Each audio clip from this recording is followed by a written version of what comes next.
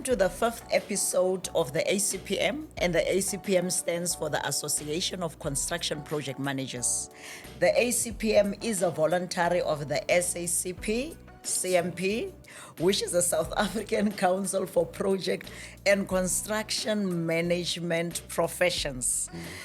So we're quite excited today. At our 5th episode, we are hosting the SIP, which is one of the long-standing corporate members of the ACPM, since its very early years. And then the SIP was established in 1978. Anthony?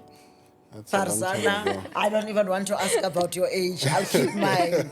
1978, that is when it was started. And today, with my host, Anthony Afordofe, the ACPM President and also the CEO of Akweni Group, as my host, and I'm the CEO, Nomvula Rakolote, the co-host.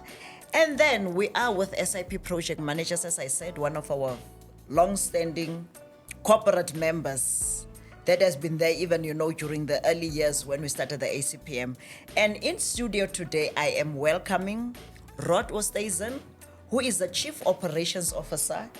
He is a professional construction project manager and also a full member of the ACPM. And then followed by Lorenzo, we're welcoming Lorenzo Vimekati, who is the director, and he is the professional construction project manager and also a full member of the ACPM. And then we also have Ahaka Tseki, who is the director at SIP, and Farzana Rasul, who is the managing partner. With that said, welcome, Thank you. gents and lady. We're looking forward into engaging with you. Rod, let me just go straight into it. Let me start with you. The industry, has nicknamed SIP Project Manager as the school of construction project managers, simply because so many people, have gone through SIP, whether they are in public sector from a mentorship point of view or in private sector. Can you just talk to us a bit on that? Yes, Nomvula. Yeah, there's no doubt that we have trained a lot of people, a lot of our opposition. And in some ways, we take that as a compliment. And I think it's part of the way we set up our organization, the way we run our business. We've always grown our talent from within. Our people tend to stay with us for long periods of time. They get inculcated with the SIP way of doing things. They get exposed to big projects. We don't deal with projects by having backroom people. We expose all of our people to our clients. We employ people who have an ambition to grow in the organization. We don't have people who will always be second stringers. We want everybody to have the ambition to become managing director of the business. So from that perspective, we do employ ambitious people. We employ competent, dynamic people, and the risk always is that at some stage you may lose one or two. The good thing, though, is I think that everybody who has come through the operation or our operation, our departure has always been on a friendly basis, an amicable basis, and it's one of the risks we've taken. We don't regret having done it, and we will continue to do so. So we do take it as a compliment. Thank you. Thank you very much. Rod, as you know, you were also involved in the formation of the ACPM. Yes. And the first president as well of the ACPM being Charles Israelite as well. Yes. From SIP Project Managers. Looking back, how would you describe the significance of the ACPM during its early years after it has been established? That was in 1998. And how would you describe its significance currently? Look, Charles Israelite has always been very passionate about project management as a profession. And prior to the formation of the ACPM, there was nothing that governed the project management profession, and that became a frustration to us for those people who were offering a proper project management service, because there were many people who were calling it project management. You couldn't put a stop to it, but they did nothing like what project management ought to be. So I think Charlie was very much instrumental in getting the process on the road. and got together all the key members of the industry that we believed provided a proper project management service at the time to try and legislate for the profession, putting together a scope of services pre-SACP CMP to try and get control of the industry, to try and get a consolidated approach to business and our clients, to show who were proper project managers, what a proper project manager should do, and promote that. And I think that's how the ACPM grew and became influential in the industry. Thank you very much. And how would you describe its relevance currently? Well, I think the mere fact that post the start of ACPM, we got SACPM being formed, and now we have a proper statutory body controlling the profession, and the relevance of ACPM is that it does represent those people who are qualified and candidate project managers in the industry. So I think it's a very significant body, and it's one that project managers generally should subscribe to and support, because that's what represents our profession. The council does not represent our profession, it controls it. And there's a big difference. Thanks, yes, as the regulator. No, thanks for that. And then, Rod, just a follow-up, still talking on the formation of the ACPM, looking at your role specifically as a past EXCO member and ethics committee member of the ACPM, how do you feel your contribution, such as setting industry standards and advancing professional developments, has impacted the field of construction project management? When we talk about project management, certainly from SRP, myself and Charlie, we've never been slave to PM Bok or any theory. We've really tailored our service to suit the needs of the industry. So, and that determined what it was that we needed to provide as a service. And it's against that background that we looked at tailoring the services for construction project managers.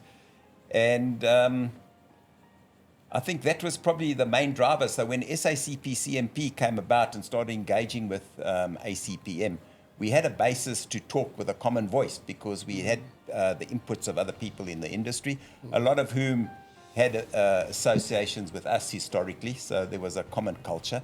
And there were others who brought in their own sort of ways of doing things, which we integrated with our philosophies and scopes. So my role and my contribution, I think, was just being one of those members of that team that contributed. And I think it's the power of group thinking, that one person plants a seed, another person grows the idea, and so you get to the ultimate result. And it's also leadership, you know that wherever you've built, it goes forth. But it says that it was a solid foundation, because here we are today, 26 years later, Sure. and growing strong. 100%. Anthony? Thanks, Nomvula. Rod, I think you've jumped right into it, huh? But I want to understand the formation of SIP. Yes. In fact, what does SIP stand for? And the early development stages of SIP, how did all that come about? Okay. Well, let's start off. SIP stands for Strength, Integrity, and Passion. The early days of SIP and how it did come about, our founding partner is a gentleman by the name of Jules Schneid. He was once a director of a public listed company, Hoffman, who did a lot of big construction work in sort of the 70s period. And he in particular did the Maharani Hotel and the Elangeni Hotel in Durban, which were landmark developments at that point in time. And Sol Kersner was the operator for Southern Sun in those days. I see. And then Sol had this vision of doing Sun City, the development of Sun City. I see. And he understood that this needed focused management. In those days in South Africa, there was the party that led the team was the architect. And Sol felt that, you couldn't do something like Sun City on a part-time, part designing, part managing, and that you need dedicated management. And he persuaded Jules on the back of that to start project management. Jules got hold of Charles Israelite, and then they grew a team around that. And I think that's really how SIP got off the ground. In those days, I think it was called J.J. Schneid and Associates in the very early days. And it's gone through name transformations over the period since 1978. I see. So that's where the correlation is. That is where it is. What is J. Snyder? Yes, yes, Yeah, yes. Jules yes. Snyder. Just out of interest, when you guys go back, and I mean now Charles might not be here, that is an SIP project and it's an iconic project. And I think most people wouldn't even know that project managers, are from here, South Africa. What's the feeling like? I'm just interested. Like when you look back at it now. No, I think we were very, very fortunate in the era that we grew up and grew our careers on, because we got exciting projects, not only Sun City, the Lost City. We then were fortunate enough to do a lot of work in Dubai, really state-of-the-art buildings there. And we grew up in an era where there was a surplus of work. So as a young person, you got given immense opportunity. And I think that's the sad part of our industry today. And it's driven by the economics of the country and everything else. But the young people are not really given the opportunity through circumstances to grow and reach their full potential. And I think the industry needs to assess that, because everybody did their first shopping center, everybody did their first hotel, everybody did their first hospital. And because there are so many people with experience in the industry, young people don't get the chance, because everybody wants somebody who's done it before. Yeah. So how do we grow the industry? There's going to be a gap in our industry from those with all the experience and those have always been second stringers. And when the people with experience retire, the people that have never had the opportunity of reaching their potential, there's going to be a gap. Oh, yeah. And there's going to be a mentorship gap if we don't do something about that. Yeah. No, I think that's true, Rod. But following up on that, I think I want to touch a little bit with Lorenzo. We've just had such a rich background and history of SIP. We're talking about Sun City. A lot of people go there, but they don't even know who was behind Sun City.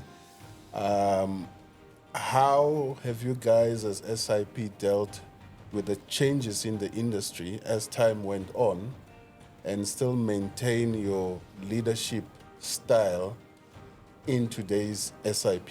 If you can share some light on that, please. Certainly.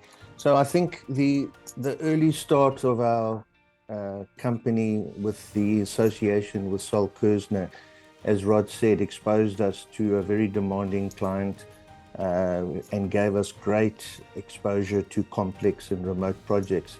And that really tested our service and gave us the wherewithal to develop a robust service.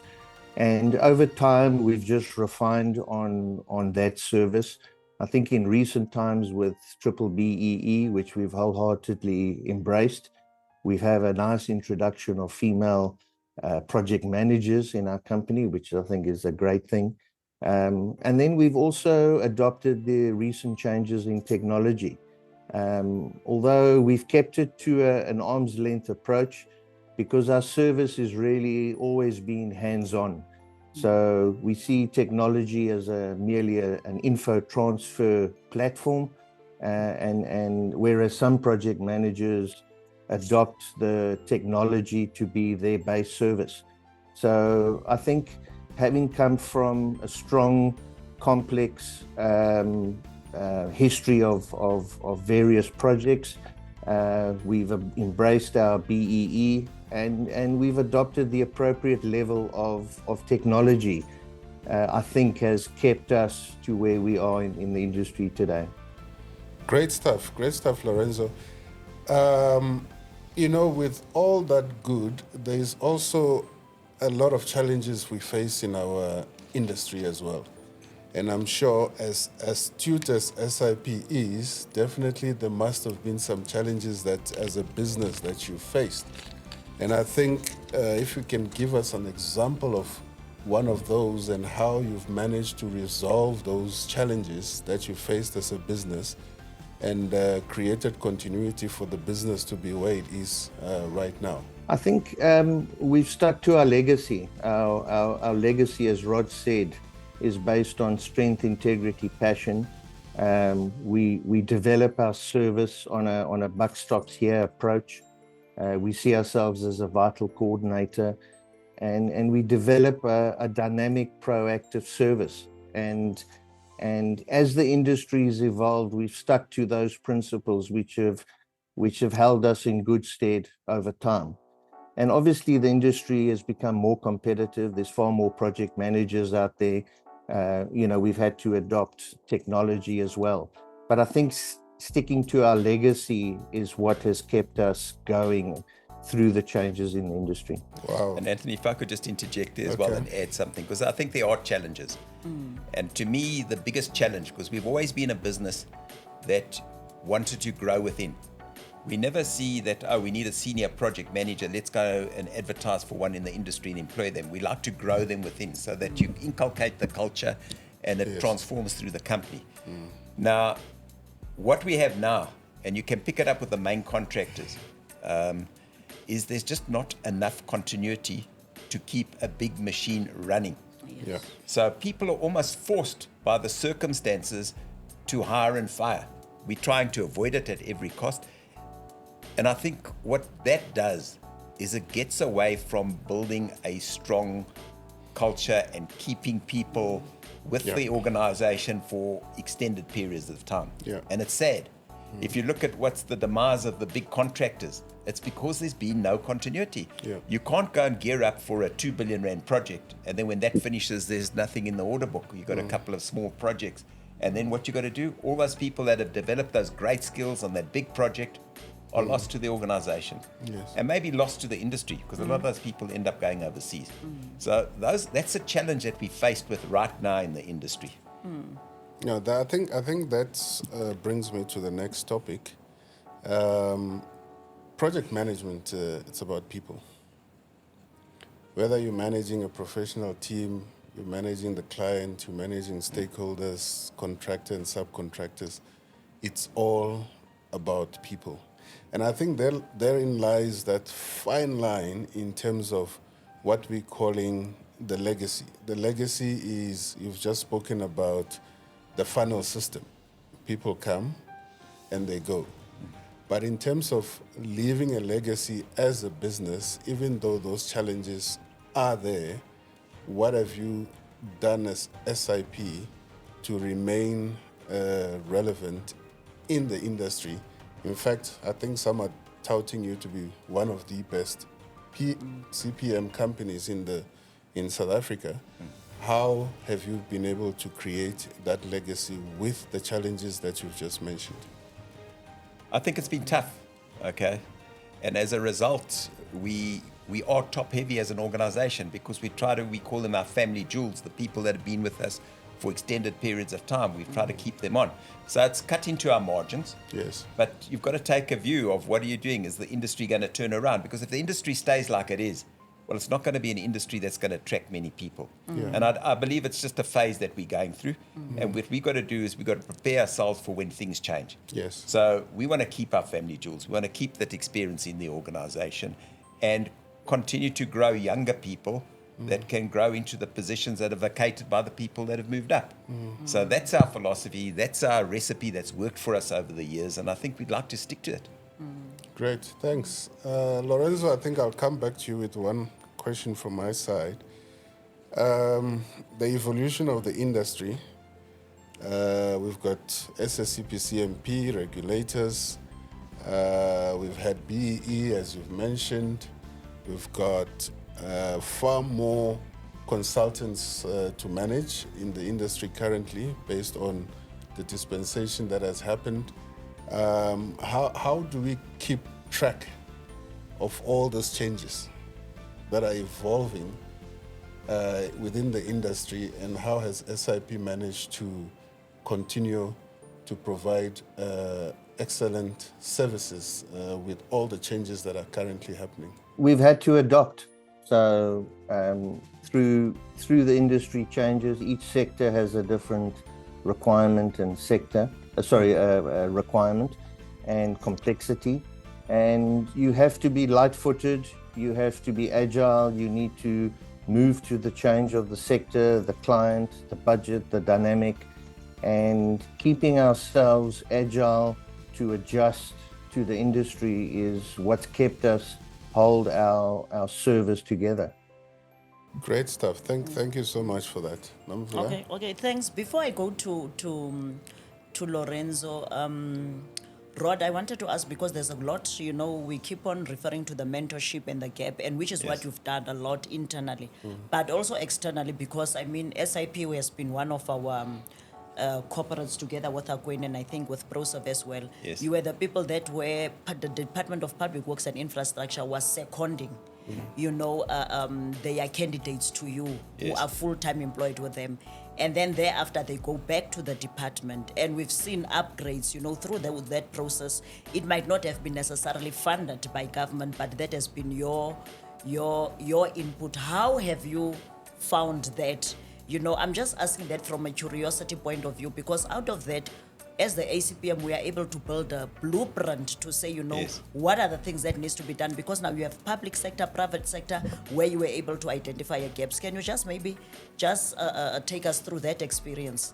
Yeah, I think the experience was a very rewarding one for us, to see a person as he arrived in the company and how he left the company and how they've grown. And I think the success of that is that it wasn't a case of the person job shadowing. In other words, just watching what was going by. We got them actively involved. Yes, we like used 3 them. years. And that's the way you mentor people, is on the job training. Yes. Classroom training takes you so far, but you've got to be able to touch, feel, smell. You've got to feel this industry. That's, especially from a project management point of view, it's an interactive thing. It's interacting with people. It's not a bureaucratic thing. Yeah. It's not pressing buttons, running a program, looking at a critical path and doing anything in isolation. It's a collaborative approach. That's what you've got to teach people, how to do those things. And once a person breaks that as a philosophy, the rest of all he has as theory makes so much sense. And I think that's the secret of mentoring people properly. And I think I must commend you for that, because we've had some very good feedback from our construction industry conversations, on some of the candidates nice that went through SIP. And I know Charles is listening to you, Mr. Charles Israelite. You can run, but you cannot hide. We are coming to you again for that mentorship. You might not have wanted to come to the interview here, but we are coming for you. We still want that mentorship to continue. Lorenzo, can you just, we've been talking about challenges and so on. And as you know, you operate across a wide range of sectors. Others very exciting, as Rod has said. When we see the projects, we see finished products. So can we just share with us to say, which sector do you think is the most challenging? Or that has been the most challenging for you also personally, and how have you really addressed those challenges? I think it's various sectors. I think hospitality, retail and residential, I think all have a level of complexity depending on the stakeholders. So for example, on hospitality, you have owners, you have operators, you also have a budget that allows for a certain amount of creativity and complexity. So you've got a wide range of parties, stakeholders, you've got new technologies, new systems, and you've got a tight program. So those are the challenges under a hospitality project. Likewise, on a retail project, large shopping centers, multiple tenants, there generally you have tight budgets and tight programs. So a retail project, slightly different, but can also be very complex.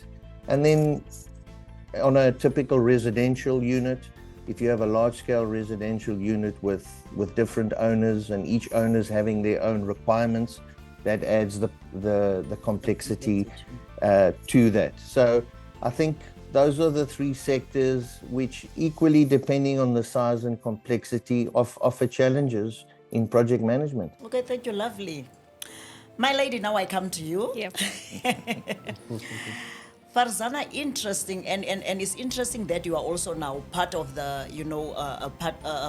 panel Yeah. with us today as the managing partner. And for me, it really just gives a lot of gravitas to what Rod has been saying in terms of the approach and the strategy, of the SIP.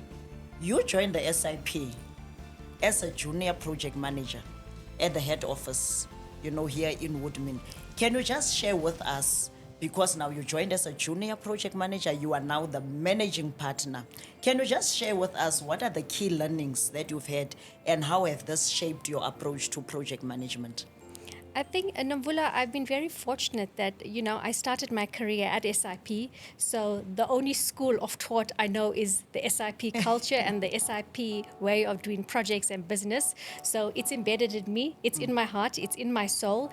And I was fortunate to, starting off young in my career at SIP, you worked under multiple shareholders or directors, and each comes with their own unique characteristics, their own strengths, their own way of communicating, their own way of doing their projects.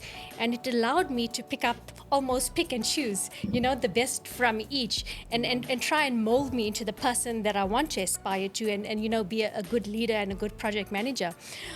Also, what I saw earlier on, it didn't matter if you were running 2 projects or 3 projects, it was clear from the onset that, guys, the project always comes first. So, I had 3 very difficult projects this year, but, each client is as equally important. Each project is equally demanding, and it's finding that balance and making sure that each client and consulting team and contractor knows that you're the best at what you do and their project is receiving the attention it needs. And I think also what was very important, and maybe I didn't pick it up that early on in my career, but maybe a bit later, is that our industry is so small. We end up working with repetitive clients. We end up working with the same consultants over and over. We are people-based business, and it's very important to build relationships and long-lasting relationships. You want people to trust you. You want people to give you more work, and I think that has allowed me to also bring in projects to the business, allow me to run the projects, to oversee staff. And I think those are, it may sound like basic principles, but I honestly believe that those are the fundamentals that set up PM. That's beautiful. So you have, as you are saying, you were able to learn the best from each and then form your own kind of way and approach to doing things. Yes. All right. So now you learned a lot from the leadership. You are now leadership. Yes. You are now also leadership. So can you just share with us, as a woman in a leadership or influential position at SIP, how are you really navigating that environment?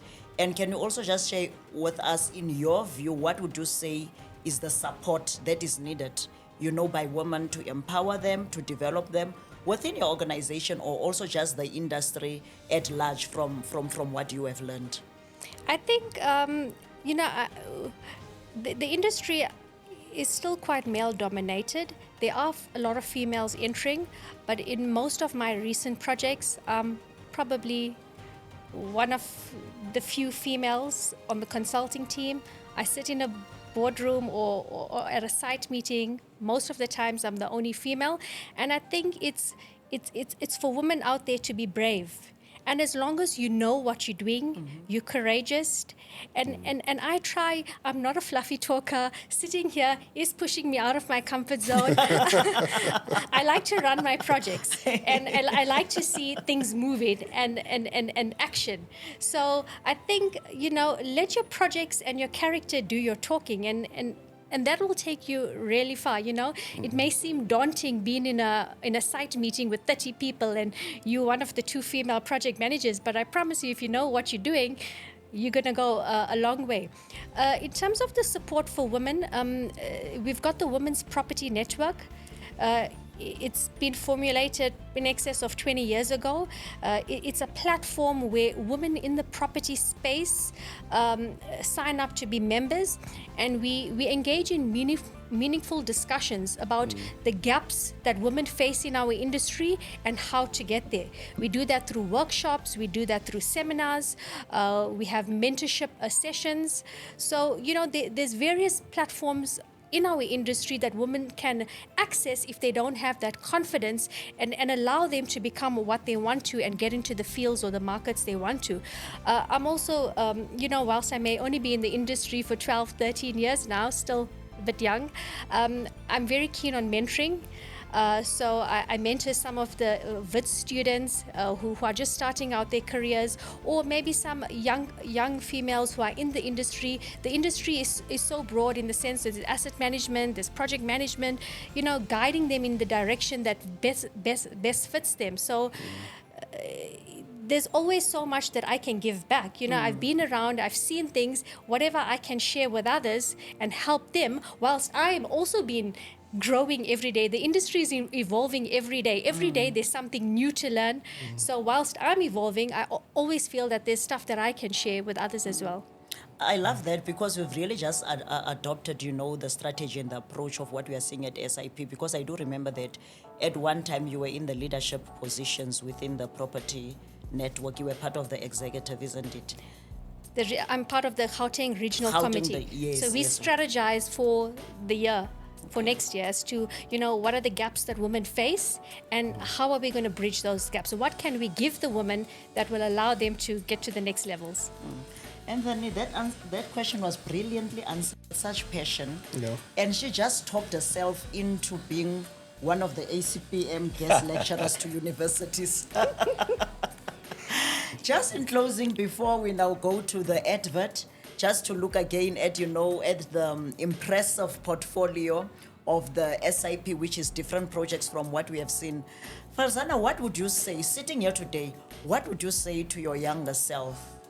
My younger self? Yes. I don't want to say and the older self. Let's leave it to the younger self. Because the younger ones, it is technically also, a question to the advice you would give to the younger ones to say, the leaders of tomorrow. What are the things, what would you say? I think you must have flexibility and willingness to adapt to any situation you find yourself in. You may be running 3 projects, but they each can be completely different. So I think adaptability and allowing some flexibility is really important. We're not such a rigid profession. And I think with the younger generation, I also feel like, we need to put more passion and energy into any task. I mean, when I started off at SIP, I was giving some tasks which you would think, an admin person should do. But I mean, any opportunity that came my way, I grasped it. And not only did I deliver on time, I tried to go over and above. So, exceeding expectations. I think if you try and live by those and people can see your hard work, and you'll go a long way. Anthony, I remember there was one of our corporate members who said, Nomvula, these days when we hire, we don't hire the qualification and how a person has excelled. We hire character and attitude. Yep. And I mean, with that said, Farzana, I think that is exactly what you are saying to us, because look at where you've started and you didn't take any job as menial. Well, the SIP was established in 1978. We can only say so much in words within this given time. But what we cannot say in words, I think let's look at it in pictures. With that said, let us just look at the impressive portfolio of the SIP, and we will continue with the discussions. Thank you. Thank you.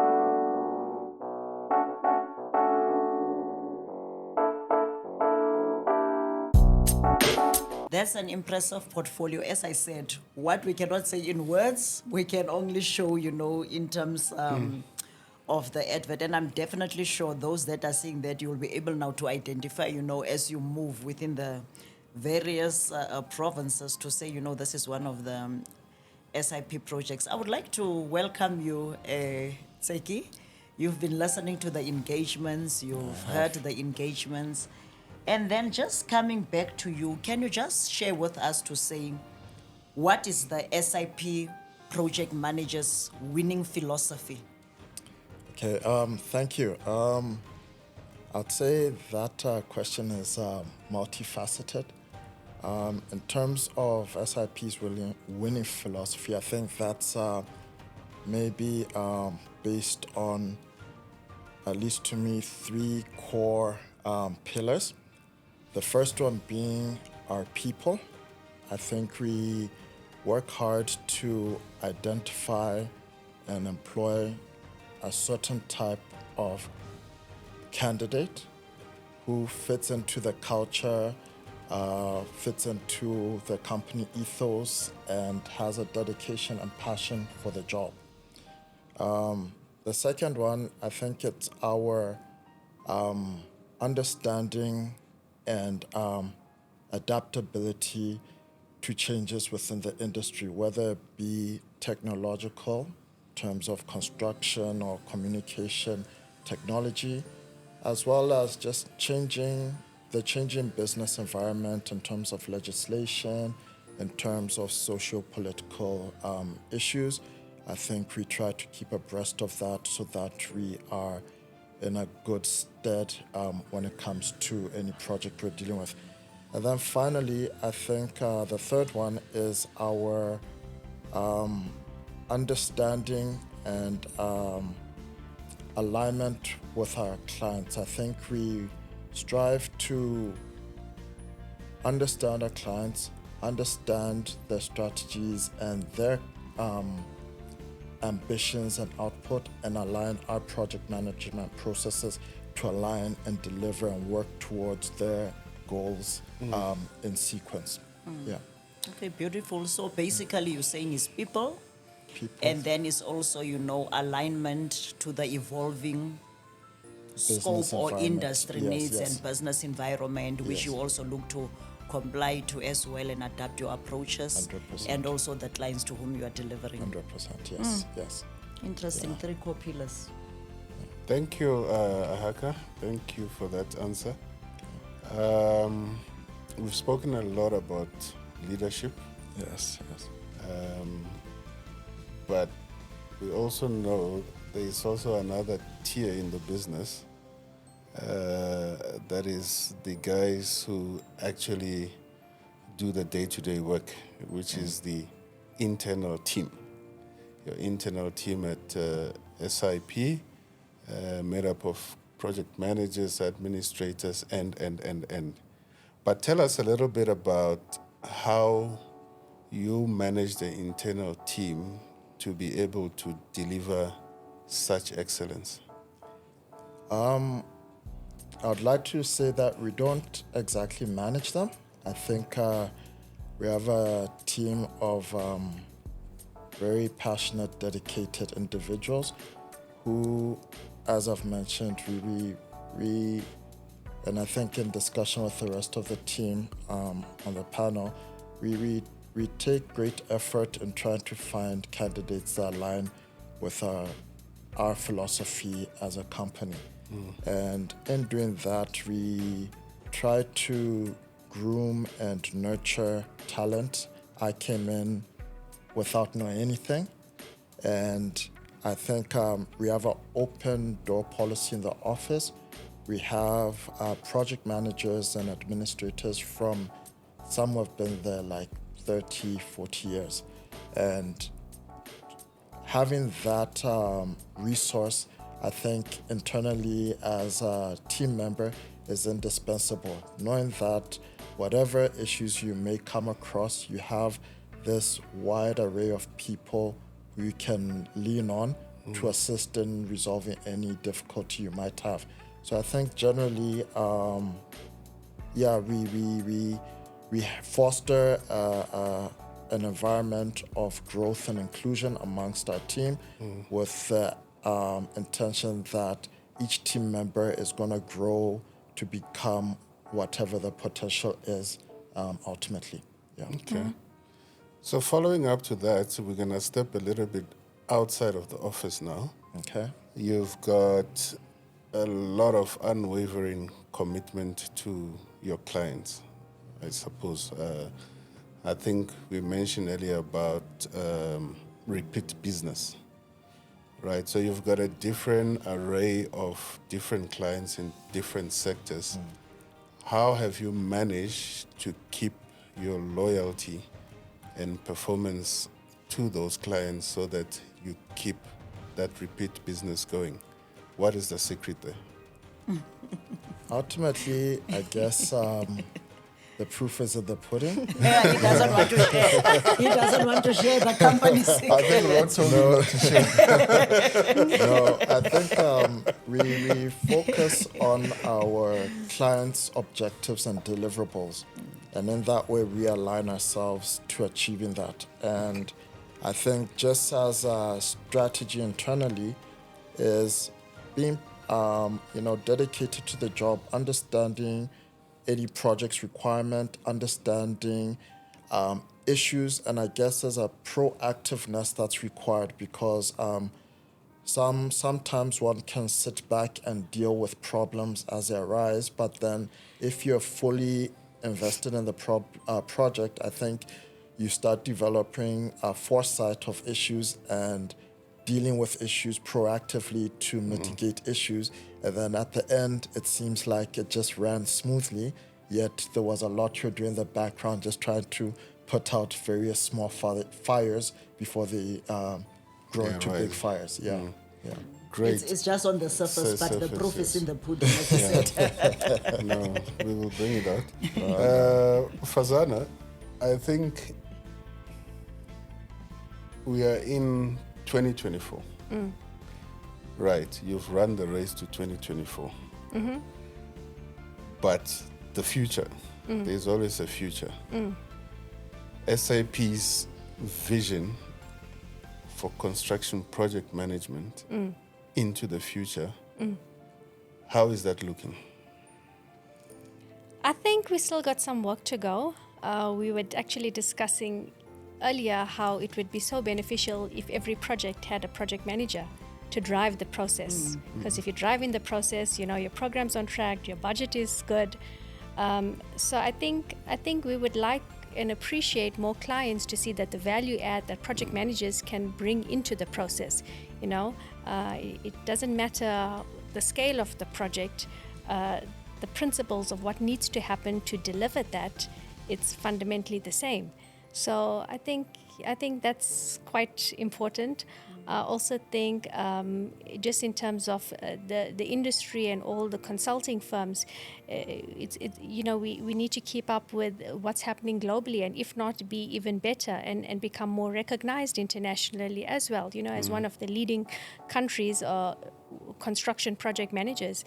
I think South Africans, we're very resilient, we're very hardworking, we're very passionate, and we take a lot of pride. And I think those key principles and behavior can make us the leaders in the industry. So, you know, for the future of construction project management, yeah, we need to work on a few clients. So, yeah, that is absolutely correct. I think it's a challenge that every business faces.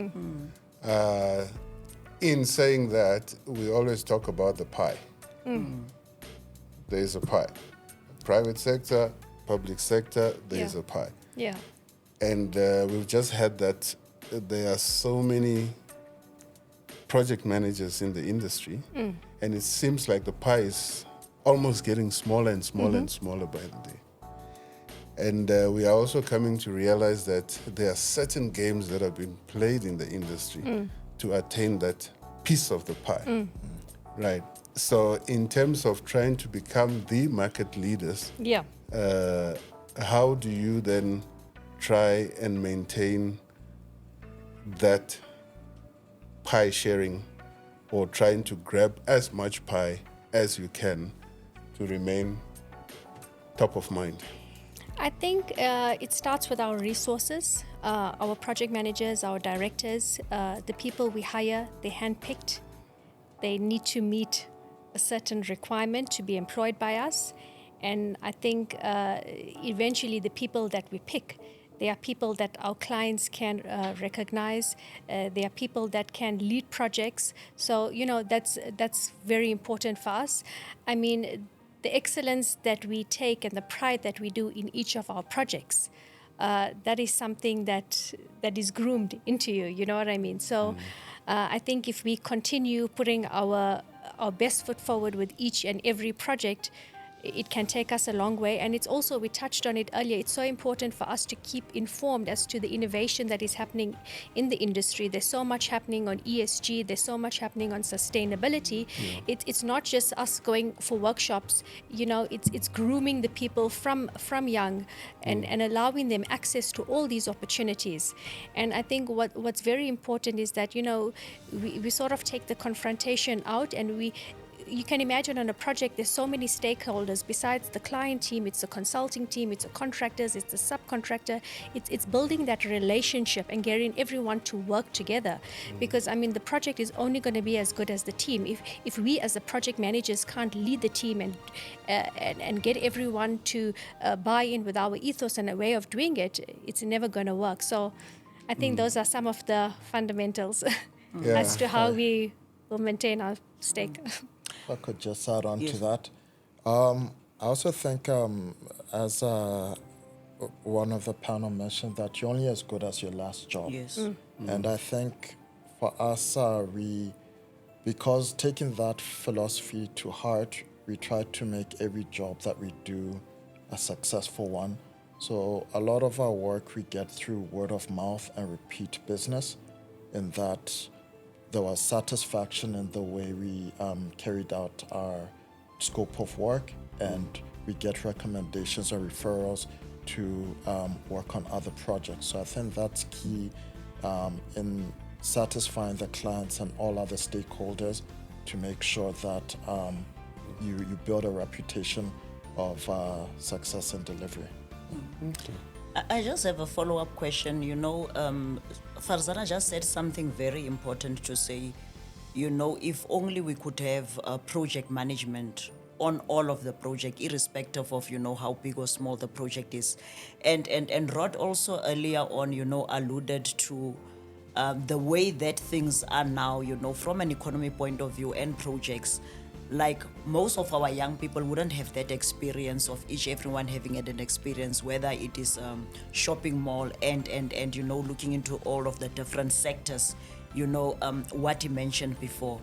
And if I tie what he said together with what you are saying, Farzana, and any of you can answer it, if you were to give advice to us as the ACPM to say how do we mobilize specifically government as well, to see the importance and the significance of construction project management, like what advice would you give us? Because that is very important in terms of everything that has been said by most of the directors, to be able to have those projects so that they are delivered on time, within quality, within the agreeable period.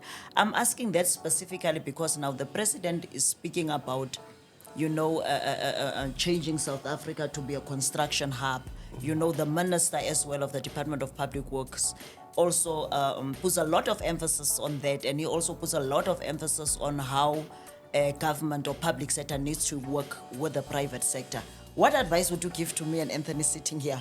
Because at the end of the day, we want to add value to the members, what's the thinking? I know that you might not be having outright answers, but from the discussions we've had, I'm just asking for myself here. Yeah, no. Tough one. Yeah, tough one. It's a a lot tough to one. think about, eh? No, we don't have to answer it now, it's just a food for thought. Sure, definitely. Maybe even when Rod comes in, he can tell us something or two, because it's very important that we really stand up, because we can continue and say not all projects are project managed, but we are sitting, what are we doing? What is it that we are supposed to be doing? Yeah. And if this is where South Africa is going, and every time when they talk about shortage of professionals, there's never mention of shortage of, construction project managers. So I think it's something that we can really engage on, even if it's at the AGM. And just to touch on, in the private sector, we do a lot of work for the private sector. I mean, if you just look at some of the projects on the private sector, the way the projects have been run with a professional team on board, a project manager from even way before the construction has actually started, to set up the project, to ensure that the program's going to work, the budgets are aligned, and just to see that, in terms of our PrCPM from the onset, if you just look at some of the projects being done, it's actually, you can then see the benefit that the project manager has played from the onset up until the handover towards the end. So maybe, Anthony, something we could look at too, with the corporates to say, what is the blueprint of, the benefits and the gains of using the construction project manager. Okay, with that said, I come to you. I'm asking the same question I asked Farzana earlier on, to say you started at SIP as well as a junior project manager, and now you are the director. So what advice would you give to young professionals who are entering the field? Because clearly there is a gap, between academia and practical industry experience. Funnily, me and Fazana started the same year. So my answer doesn't vary too much from hers. But what I could add to her answer is just, I think for young upcoming project managers, they need to have a hunger, a passion for the industry and the profession.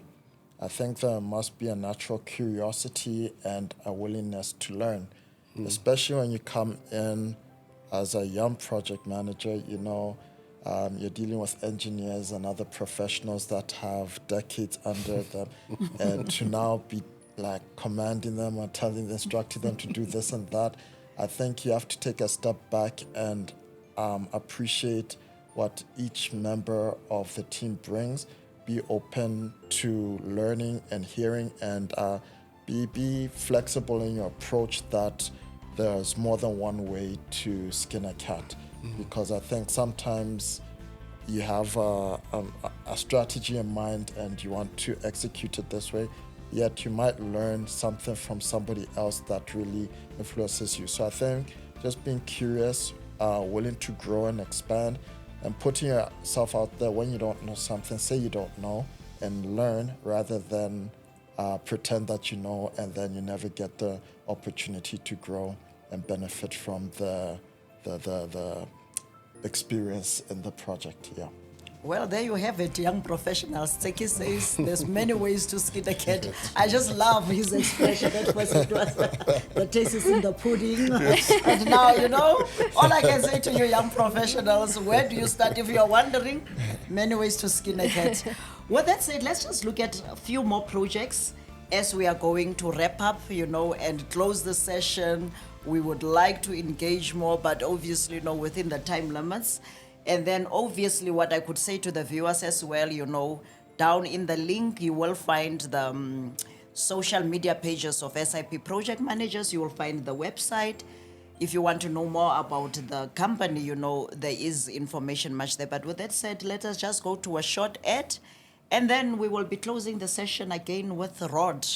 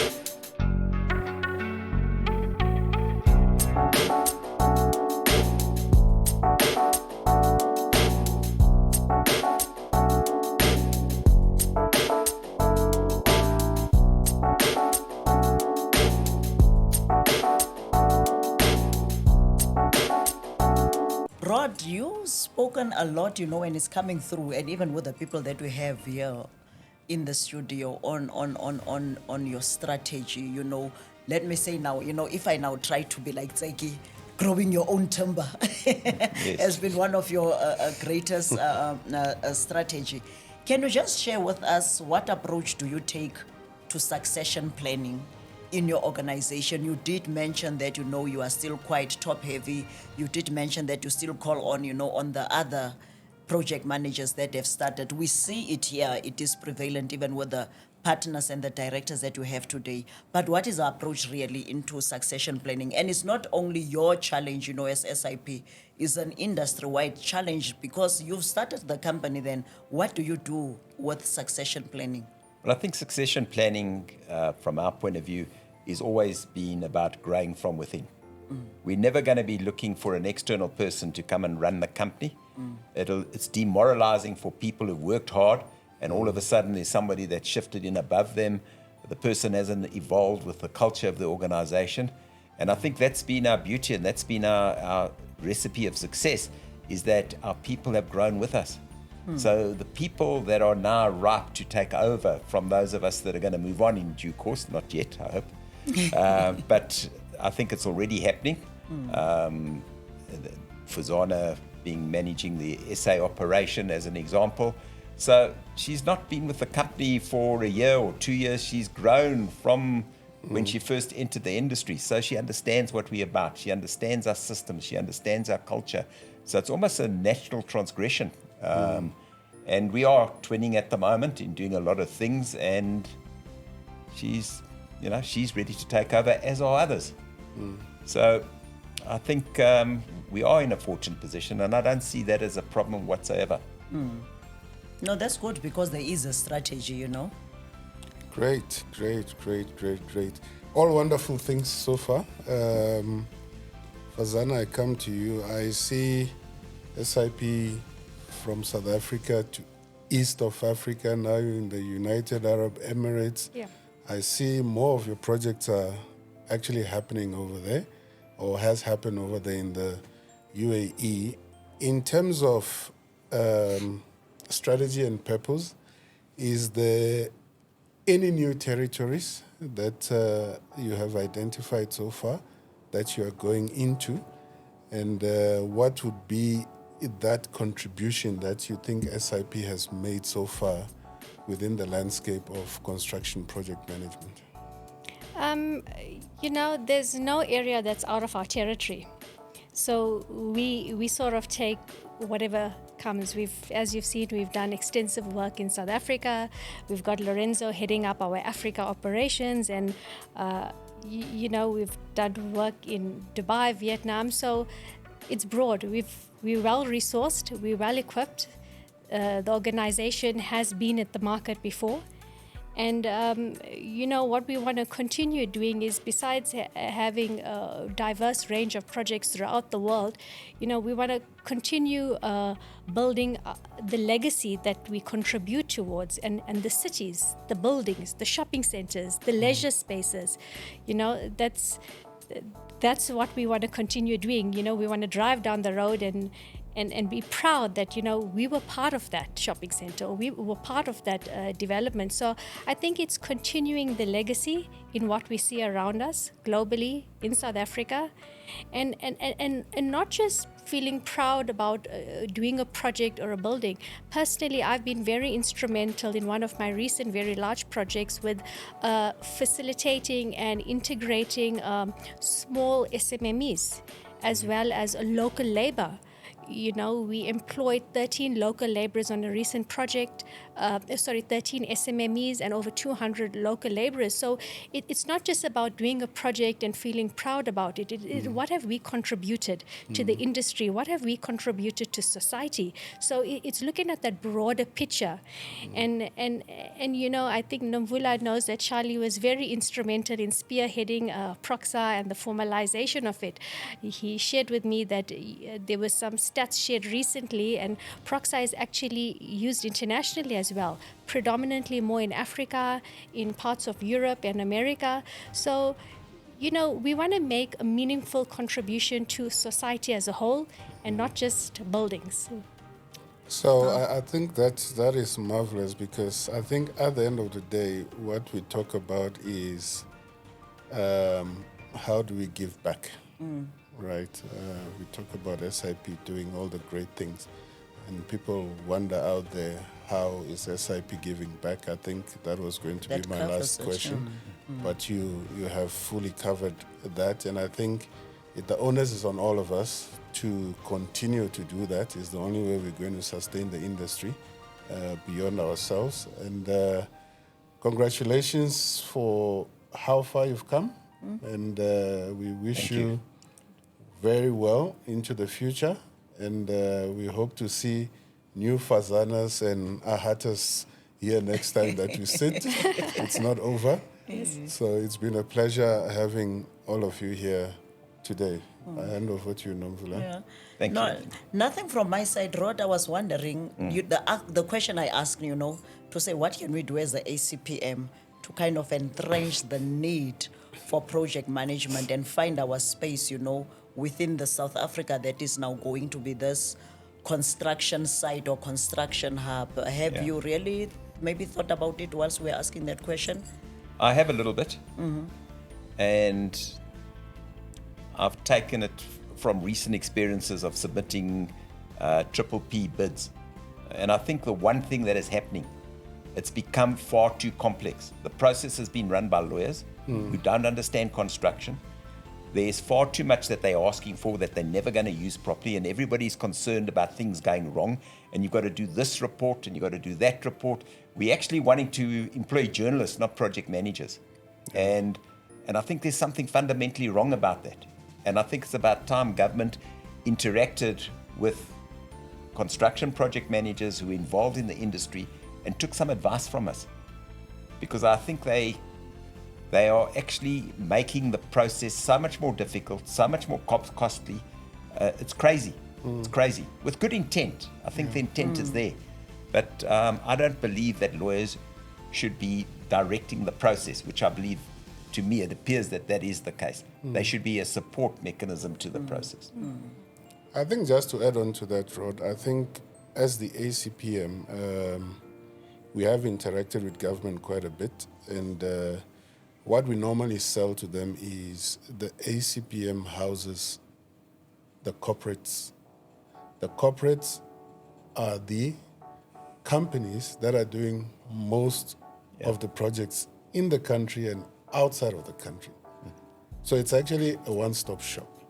But obviously we understand there are other bureaucratic issues around that in terms of us selling our corporates to government, which could have been the right way of doing things as the house of project managers. Yes. I mean, to become the voluntary association of the SSCP-CMP, I think that's what we stand for.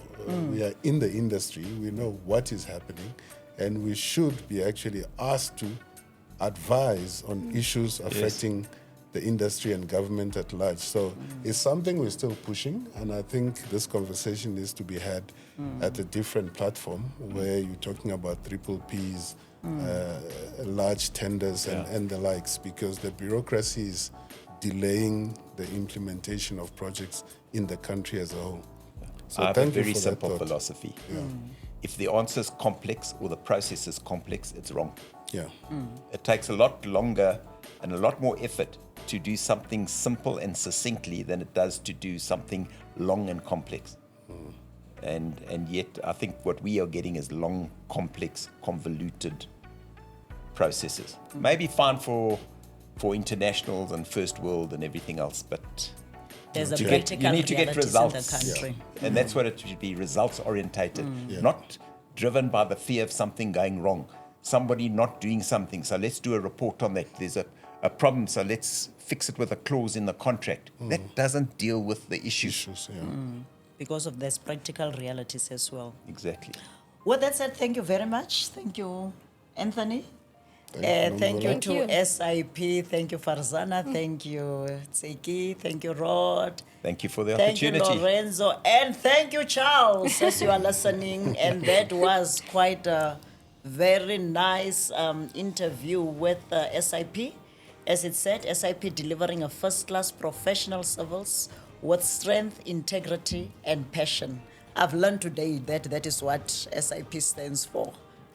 You know, sometimes we just assume or we see all of these acronyms, we never ask Anthony, you know, when you asked that question, and I thought, you know, I've never really thought about that. With that said, that completes the interview. Thank you. Thank you, Nomvula. Thank you. Thank you. so much, Thank you guys. very much for That the was nice. time. Thank you.